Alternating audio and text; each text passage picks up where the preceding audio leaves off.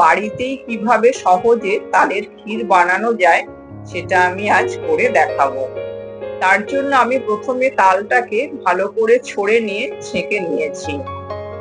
এখন গ্যাসে একটি কড়াই বসিয়ে গ্যাস জ্বেলে দিয়েছি। প্রথমে আমি কড়াইতে খানিকটা নারকোল দিয়ে দেব।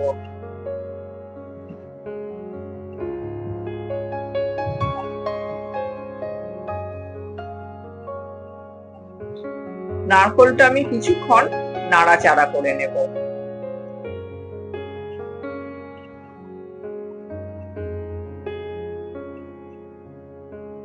এখন আমি এর মধ্যে তালের কাঠটা দিয়ে দেব।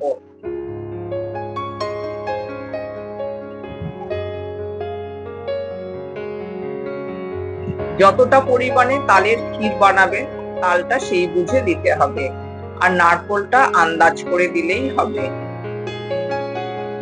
তবে নারকোল খুব কম হলে টেস্ট ভালো আসবে না, তাই সেই বুঝে নারকোলটা দিতে হবে।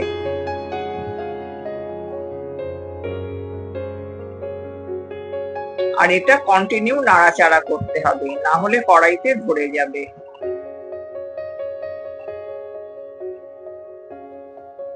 খুব ভালো করে নাড়াচাড়া করে একটু ভেজে নিতে হবে যাতে তালের কাঁচা গন্ধটা চলে যায়।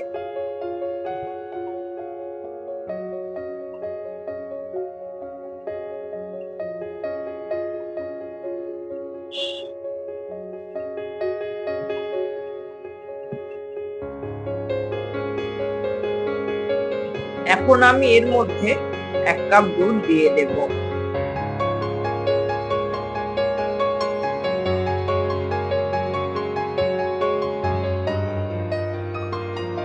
দুধটা খুব ভালো করে মিশিয়ে দিতে হবে।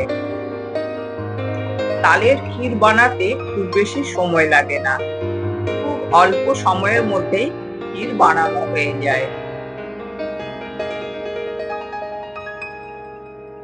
এই তালের ক্ষীর এত সুন্দর হয়, এত টেস্টি হয়, শুধু খাওয়া যায় আবার রুটি, লুচি, পরোটার সাথেও খাওয়া যায়।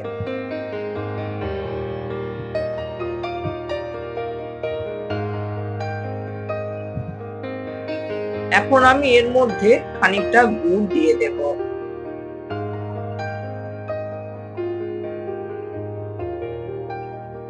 আমি কিছুটা আখের গুড় দিলাম। আমি কোনো রান্নায় চিনি ব্যবহার করি না। যে কোনো রান্নায় মিষ্টি দিতে গেলে আমি সাধারণত গুড় দিয়েই রান্না করি। এতে আমি খানিকটা আখের গুড় দিলাম। আমি একটু কম মিষ্টি ভালোবাসি, তাই মিষ্টি কিছুটা আমি কম দিলাম। যারা বেশি মিষ্টি পছন্দ করেন তারা মিষ্টিটা আরেকটু বাড়িয়ে দেবেন।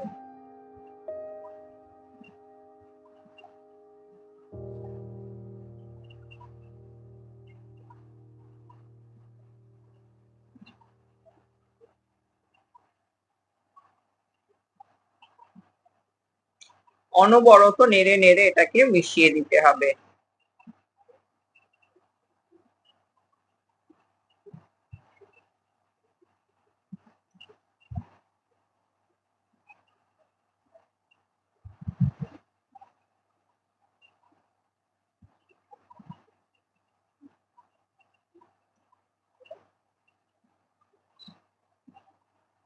আমাদের তালের ক্ষীর প্রায় রেডি হয়ে গেছে।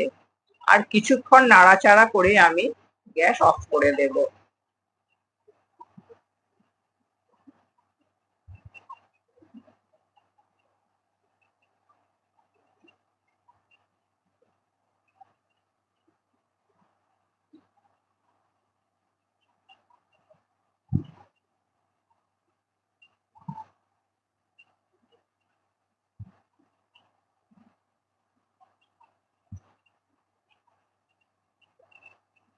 একটু পাতলা থাকতে থাকতেই আমি গ্যাসটা অফ করে দেব, কারণ ঠান্ডা হলে এটা কিছুটা জমে যাবে।